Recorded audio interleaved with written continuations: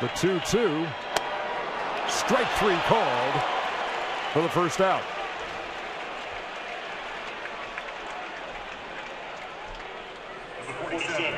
Well, nothing you can do there, Cal. Almost a perfect pitch by Syndergaard.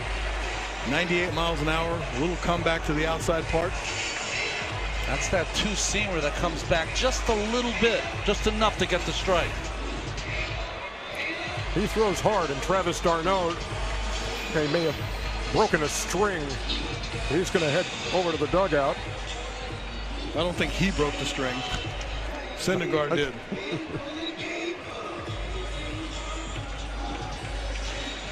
Well, when you throw 98, 99, 100, those things are going to happen. There, he's got the new one. Yeah, you see those numbers with the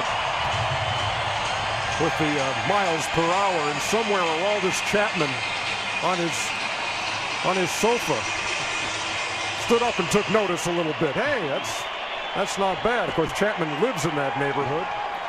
Most other pitchers just kind of pass by or occasionally visit.